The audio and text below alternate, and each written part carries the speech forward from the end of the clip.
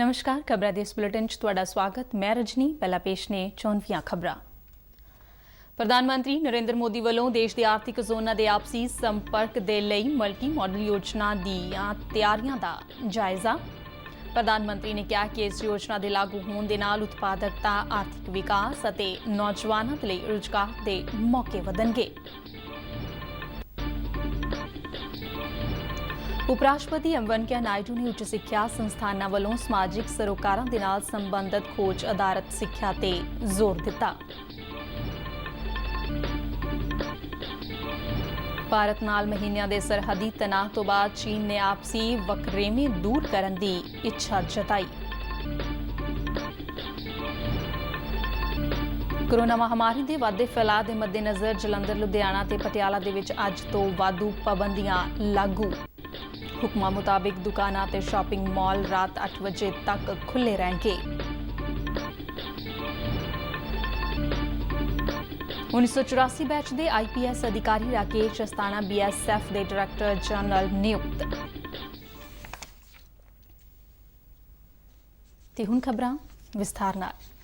प्रधानमंत्री नरेंद्र मोदी ने देश के आर्थिक जोनां के आपसी संपर्क के लिए मल्टी मॉडल योजना दीआं तैयारियां संबंधी उच्च पद्धरी मीटिंग की प्रधानगी की। इस संबंधी ट्वीट राही जानकारी दिंदिआं प्रधानमंत्री ने दस्सिया कि इस मास्टर प्लान के अमल दे विच आउण दे नाल उत्पादकता, बुनियादी ढांचा, आर्थिक विकास ते नौजवानों के लिए मौकों दे विच वाधा होवेगा।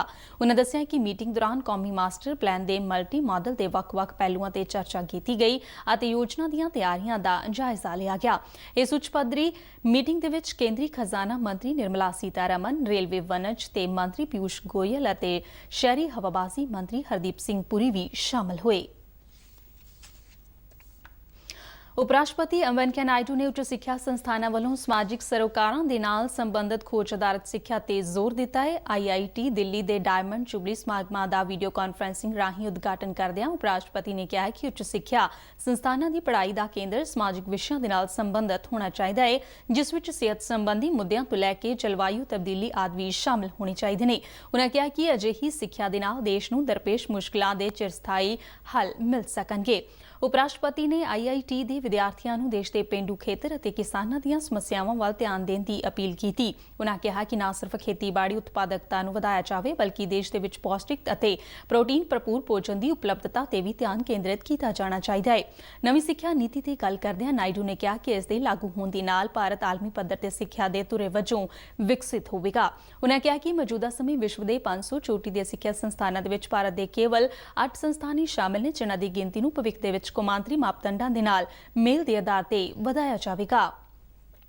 उपराष्ट्रपति ने कहा कि भारत दे विच कौमांतरी नेता बनने की भरपूर समर्थ है। उन्होंने कहा कि देश की नौजवान शक्ति ते जनसंख्यक लाभ की पूर्ण तौर ते वरतों करके अजिहा संभव हो सकता है। नायडू ने गुणवत्ता भरपूर सिक्ख्या नूं समय की लोड़ दस्सिया। The new educational policy seeks to promote India as a global study destination, providing premium education at affordable cost. Premium education at affordable cost, thereby helping to restore its role as Vishwaguru. The move to Phil-State selected universities from among the top 100 universities in the world to operate in India will also help in promoting excellence in education.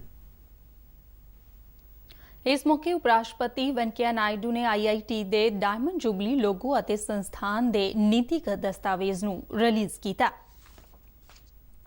Bharat दे नाल महीनिਆਂ ਦੇ सरहदी तनाव तो बाद चीन ने आपसी वखरेवें दूर करने की इच्छा जताई है। चीन के विदेश मंत्रालय के बुलारे जाओ लिजियान ने मीडिया के नाल गलबात करदिआं कहा कि चीन भारत के नाल आपसी संबंधां नूं अगे वधाउणा चाहुंदा है, जिहड़े कि दोनों देशों के हित विच है। जाओ ने कहा कि चीन अते भारत नूं आपसी कदरां कीमतां दा सत्कार करना चाहिए है, जिवें कि इतिहास दे विच हुंदा आया है। उन्होंने कहा कि चीन भारत के नाल सियासी दुवल्ले विश्वास नूं मजबूत करन, वखरेविआं नूं सुलझाउण, सहयोग नूं मजबूत करन अते दुवल्ले रिश्तिआं नूं सुधारन दे लई काम करन नूं तैयार है। चीनी बुलारे ने प्रधानमंत्री मोदी के भाषण विचले बयान ते प्रतिक्रिया दिंदिआं कहा है कि दोवां देश नेड़ले गुआंढी ने अते 1 अरब की आबादी तो वध वाले दोवां मुल्कां दे दुवल्ले रिश्तिआं दी मजबूती दोवां मुल्कां दे लोकां दे हित विच ही नहीं बल्कि खिते अते विश्व दे विच स्थिरता, खुशहाली अते सहयोग लई भी लाजमी है। प्रधानमंत्री नरेंद्र मोदी वालों सुतंत्रता दिवस मौके दिते गए भाषण दे विच सरहदां दे विस्तार संबंधी भारत की विचारधारा नूं प्रकट करदिआं चीन नूं कड़ा सुनेहा दिता गया सी। ਭਾਰਤ ਅਤੇ ਜਾਪਾਨ ਵਿਚਾਲੇ ਹੋਣ ਵਾਲਾ ਸਾਲਾਨਾ ਸਿਖਰ ਸੰਮੇਲਨ ਅਗਲੇ ਮਹੀਨੇ ਹੋਣ ਦੀ ਸੰਭਾਵਨਾ ਹੈ। ਸੂਤਰਾਂ ਮੁਤਾਬਿਕ ਇਸ ਵਾਰ ਇਹ ਸੰਮੇਲਨ ਵਰਚੁਅਲ ਮਾਧਿਅਮ ਰਾਹੀਂ ਕਰਵਾਇਆ ਜਾ ਸਕਦਾ ਹੈ, ਜਿਸ ਵਿੱਚ ਪ੍ਰਧਾਨ ਮੰਤਰੀ ਨਰਿੰਦਰ ਮੋਦੀ ਅਤੇ ਉਹਨਾਂ ਦੇ ਜਾਪਾਨੀ ਹਮਰੁਤਬਾ ਸ਼ਿੰਜ਼ੋ ਅਬੇ ਭਾਗ ਲੈਣਗੇ।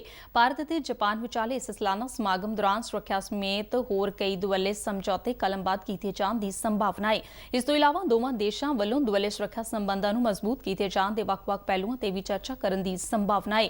ਸੰਮੇਲਨ ਦੌਰਾਨ ਜਾਪਾਨ ਵੱਲੋਂ ਭਾਰਤ ਨੂੰ US 2 ਹਵਾਈ ਜਹਾਜ਼ ਸਪਲਾਈ ਕੀਤੇ ਜਾਣ ਦੇ ਮੁੱਦੇ ਤੇ ਵੀ ਚਰਚਾ ਹੋ ਸਕਦੀ ਹੈ। ਚੀਨ ਦੇ ਨਾਲ ਭਾਰਤ ਦੇ ਸਰਹੱਦੀ ਤਣਾਅ ਦੇ ਚਲਦਿਆਂ ਜਾਪਾਨ ਨੇ ਕੌਮਾਂਤਰੀ ਮੰਚ ਤੇ ਭਾਰਤ ਦਾ ਸਾਥ ਦਿੱਤਾ ਹੈ। ਪਿਛਲੇ ਮਹੀਨੇ ਜਾਪਾਨ ਨੇ ਬਿਆਨ ਜਾਰੀ ਕਰਦਿਆਂ ਕਿਹਾ ਸੀ ਕਿ ਜੇਕਰ ਖਿੱਤੇ ਵਿੱਚ ਜਿਉਂ ਦੀ ਤਿਉਂ ਸਥਿਤੀ ਨੂੰ ਇੱਕ ਤਰਫਾ ਆਧਾਰ ਤੇ ਤਬਦੀਲ ਕਰਨ ਦੀ ਕੋਸ਼ਿਸ਼ ਕੀਤੀ ਜਾਵੇਗੀ ਤਾਂ ਜਾਪਾਨ ਚੀਨ ਦਾ ਵਿਰੋਧ ਕਰੇਗਾ। ਪੰਜਾਬ ਸਰਕਾਰ ਵੱਲੋਂ ਕੋਵਿਡ-19 ਦੇ ਵੱਧ ਰਹੇ ਮਾਮਲਿਆਂ ਦੇ ਮੱਦੇਨਜ਼ਰ ਸੂਬੇ ਦੇ ਵੱਡੇ ਸ਼ਹਿਰਾਂ ਜਲੰਧਰ, ਲੁਧਿਆਣਾ ਤੇ ਪਟਿਆਲਾ ਦੇ ਵਿੱਚ ਅਗਲੇ ਹੁਕਮਾਂ ਤੱਕ ਵਾਧੂ ਪਾਬੰਦੀਆਂ ਲਗਾਈਆਂ ਗਈਆਂ ਨੇ। ਸੂਬੇ ਦੇ ਸ਼ਹਿਰੀ ਇਲਾਕਿਆਂ ਵਿੱਚ ਵੀ ਸਾਰੀਆਂ ਗੈਰ ਜ਼ਰੂਰੀ ਗਤੀਵਿਧੀਆਂ ਦੇ ਲਈ ਵਿਅਕਤੀਆਂ ਦੀ ਆਵਾਜਾਈ ਤੇ ਮਿਊਨਿਸਪਲ ਹੱਦਾਂ ਦੇ ਅੰਦਰ ਰਾਤ 9 ਵਜੇ ਤੋਂ ਸਵੇਰੇ 5 ਵਜੇ ਤੱਕ ਪਾਬੰਦੀਆਂ ਦੇ ਹੁਕਮ ਜਾਰੀ ਕੀਤੇ ਗਏ ਨੇ। ਸਰਕਾਰੀ ਬੁਲਾਰੇ ਮੁਤਾਬਿਕ 2 ਤੋਂ ਵੱਧ ਸ਼ਿਫਟਾਂ ਦੇ ਸੰਚਾਲਨ, ਰਾਸ਼ਟਰੀ ਤੇ ਰਾਜਮਾਰਗ ਤੇ ਵਿਅਕਤੀਆਂ ਤੇ ਜ਼ਰੂਰੀ ਵਸਤਾਂ ਦੀ ਆਵਾਜਾਈ ਅਤੇ ਸਮਾਨ ਉਤਾਰਨ ਦੀ ਆਗਿਆ ਹੋਵੇਗੀ। ਰੈਸਟੋਰੈਂਟ ਅਤੇ ਹੋਟਲ ਇਕਾਈਆਂ ਰਾਤ 8:30 ਵਜੇ ਤੱਕ ਖੁੱਲੀਆਂ ਰਹਿਣਗੀਆਂ ਤੇ ਇਸ ਤੋਂ ਇਲਾਵਾ ਦੁਕਾਨਾਂ ਤੇ ਸ਼ਾਪਿੰਗ ਮਾਲ 8 ਵਜੇ ਤੱਕ ਤੇ ਸ਼ਰਾਬ ਦੇ ਠੇਕੇ 8:30 ਵਜੇ ਤੱਕ ਖੁੱਲਣਗੇ। ਸੂਬੇ ਭਰ ਵਿੱਚ ਜ਼ਰੂਰੀ ਵਸਤਾਂ ਤੇ ਸ਼ਾਪਿੰਗ ਮਾਲਾਂ ਦੇ ਵਿੱਚ ਵਪਾਰ ਕਰਨ ਵਾਲਿਆਂ ਤੋਂ ਇਲਾਵਾ 31 ਜੁਲਾਈ ਦੀਆਂ ਹਦਾਇਤਾਂ ਮੁਤਾਬਿਕ ਦੁਕਾਨਾਂ ਐਤਵਾਰ ਨੂੰ ਬੰਦ ਰਹਿਣਗੀਆਂ। ਇਸ ਤੋਂ ਇਲਾਵਾ ਲੁਧਿਆਣਾ, ਪਟਿਆਲਾ ਤੇ ਜਲੰਧਰ ਦੇ ਵਿੱਚ ਦੁਕਾਨਾਂ ਤੇ ਸ਼ਾਪਿੰਗ ਮਾਲ ਅਗਲੇ ਹੁਕਮਾਂ ਤੱਕ ਸ਼ਨੀਵਾਰ ਨੂੰ ਬੰਦ ਰਹਿਣਗੇ। ਪੰਜਾਬ ਸਰਕਾਰ ਨੇ ਲੋਕਾਂ ਨੂੰ ਅਪੀਲ ਕੀਤੀ ਹੈ ਕਿ ਉਹ ਸ਼ਨੀਵਾਰ ਤੇ ਐਤਵਾਰ ਨੂੰ ਲੁਧਿਆਣਾ, ਪਟਿਆਲਾ ਅਤੇ ਜਲੰਧਰ ਦੇ ਵਿੱਚ ਬੇਲੋੜੀ ਯਾਤਰਾ ਤੋਂ ਗੁਰੇਜ਼ ਕਰਨ। ਭਾਰਤੀ ਪੁਲਿਸ ਸੇਵਾ ਦੇ 1984 ਬੈਚ ਦੇ ਅਧਿਕਾਰੀ ਰਾਕੇਸ਼ ਅਸਥਾਨਾ ਨੂੰ BSF ਦਾ ਡਾਇਰੈਕਟਰ ਜਨਰਲ ਨਿਯੁਕਤ ਕੀਤਾ ਗਿਆ ਹੈ। ਪਰਸੋਨਲ ਮੰਤਰਾਲੇ ਵੱਲੋਂ ਜਾਰੀ ਹੁਕਮਾਂ ਮੁਤਾਬਿਕ ਰਾਕੇਸ਼ ਅਸਥਾਨਾ ਇਸ ਅਹੁਦੇ ਤੇ 31 ਜੁਲਾਈ 2021 ਤੱਕ ਬਣੇ ਰਹਿਣਗੇ। ਮੌਜੂਦਾ ਸਮੇਂ ਰਾਕੇਸ਼ ਅਸਥਾਨਾ ਹਵਾਈ ਹਵਾਬਾਜ਼ੀ ਸੁਰੱਖਿਆ ਬਿਊਰੋ ਦੇ ਡਾਇਰੈਕਟਰ ਜਨਰਲ ਦੇ ਅਹੁਦੇ ਤੇ ਤਾਇਨਾਤ ਨੇ ਅਤੇ ਨਾਲ ਹੀ ਉਹਨਾਂ ਦੇ ਕੋਲ ਨਾਰਕੋਟਿਕਸ ਕੰਟਰੋਲ ਬਿਊਰੋ ਦੇ ਡਾਇਰੈਕਟਰ ਜਨਰਲ ਦਾ ਵਾਧੂ ਚਾਰਜ ਵੀ ਹੈ।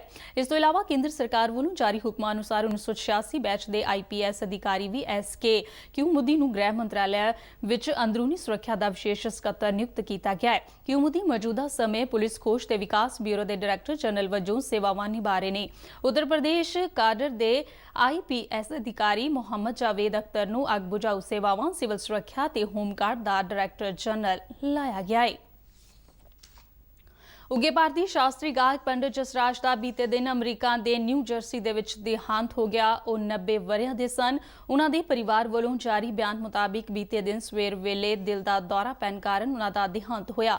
ਉਹ ਸੰਗੀਤ ਦੇ ਮੇਵਾੜੀ ਘਰਾਣੇ ਦੇ ਨਾਲ ਸੰਬੰਧ ਰੱਖਦੇ ਸਨ। ਕੋਰੋਨਾ ਵਾਇਰਸ ਕਾਰਨ ਲੱਗੀਆਂ ਪਾਬੰਦੀਆਂ ਦੇ ਕਾਰਨ ਉਹ ਪਿਛਲੇ ਕੁਝ ਮਹੀਨਿਆਂ ਤੋਂ ਅਮਰੀਕਾ ਵਿੱਚ ਹੀ ਰਹਿ ਰਹੇ ਸਨ। ਪੰਡਿਤ ਜਸਰਾਜ ਦੇ ਤਕਰੀਬਨ 8 ਦਹਾਕਿਆਂ ਦੇ ਸੰਗੀਤਕ ਸਫ਼ਰ ਨੂੰ ਸੰਗੀਤ ਪ੍ਰੇਮੀਆਂ ਵੱਲੋਂ ਸਦਾ ਯਾਦ ਕੀਤਾ ਜਾਵੇਗਾ। ਉਹਨਾਂ ਵੱਲੋਂ ਠੁਮਰੀ ਦੇ ਮੇਲ ਦੇ ਨਾਲ ਗਾਏ ਗਏ ਖਿਆਲ ਉਹਨਾਂ ਦੀ ਵਿਲੱਖਣ ਪ੍ਰਤਿਭਾ ਦਾ ਲੋਹਾ ਮਨਵਾਉਂਦੇ ਸਨ। ਸੰਗੀਤ ਦੇ ਖੇਤਰ ਵਿੱਚ ਉਹਨਾਂ ਦੀਆਂ ਉਪਲਬਧੀਆਂ ਦੇ ਲਈ ਭਾਰਤ ਸਰਕਾਰ ਵੱਲੋਂ 1975 ਦੇ ਵਿੱਚ ਪਦਮ ਸ਼੍ਰੀ, 1990 ਵਿੱਚ ਪਦਮ ਭੂਸ਼ਣ ਤੇ 2000 ਦੇ ਵਿੱਚ ਪਦਮ ਵਿਭੂਸ਼ਣ ਦੇ ਨਾਲ ਸਨਮਾਨਿਤ ਕੀਤਾ ਗਿਆ ਸੀ। ਸਾਲ 1987 ਦੇ ਵਿੱਚ ਉਹਨਾਂ ਨੂੰ ਸੰਗੀਤ ਨਾਟਕ ਅਕਾਦਮੀ ਪੁਰਸਕਾਰ ਵੀ ਦਿੱਤਾ ਗਿਆ ਸੀ। ਰਾਸ਼ਟਰਪਤੀ, ਉਪ ਰਾਸ਼ਟਰਪਤੀ ਅਤੇ ਪ੍ਰਧਾਨ ਮੰਤਰੀ ਨੇ ਪੰਡਿਤ ਜਸਰਾਜ ਦੇ ਦੇਹਾਂਤ ਤੇ ਡੂੰਘਾ ਦੁੱਖ ਪ੍ਰਗਟ ਕੀਤਾ ਹੈ। ਰਾਸ਼ਟਰਪਤੀ ਰਾਮਨਾਥ ਕੋਵਿੰਦ ਨੇ ਆਪਣੇ ਸ਼ੋਕ ਸੰਦੇਸ਼ ਦੇ ਵਿੱਚ ਕਿਹਾ ਕਿ 8 ਦਹਾਕਿਆਂ ਤੱਕ ਸ਼ਾਸਤਰੀ ਸੰਗੀਤ ਦੇ ਮਹਾਰਥੀ ਪੰਡਿਤ ਜਸਰਾਜ ਦੇ ਦੇਹਾਂਤ ਦੇ ਨਾਲ ਉਹਨਾਂ ਨੂੰ ਡੂੰਘਾ ਦੁੱਖ ਹੋਇਆ ਹੈ। ਉਪ ਰਾਸ਼ਟਰਪਤੀ ਐਮ ਵੈਂਕਈਆ ਨਾਇਡੂ ਨੇ ਕਿਹਾ ਕਿ ਪੰਡਿਤ ਜਸਰਾਜ ਨੇ ਭਾਰਤੀ ਸ਼ਾਸਤਰੀ ਸੰਗੀਤ ਦੇ ਵਿੱਚ ਵੱਡਾ ਯੋਗਦਾਨ ਪਾਇਆ ਹੈ। ਪ੍ਰਧਾਨ ਮੰਤਰੀ ਨਰਿੰਦਰ ਮੋਦੀ ਨੇ ਸ਼ੋਕ ਸੁਨੇਹੇ ਦੇ ਵਿੱਚ ਕਿਹਾ ਕਿ ਪੰਡਿਤ ਜਸਰਾਜ ਦੇ ਦੇਹਾਂਤ ਦੇ ਨਾਲ ਭਾਰਤੀ ਸੰਗੀਤ ਦੇ ਖੇਤਰ ਨੂੰ ਵੱਡਾ ਨੁਕਸਾਨ ਹੋਇਆ ਹੈ।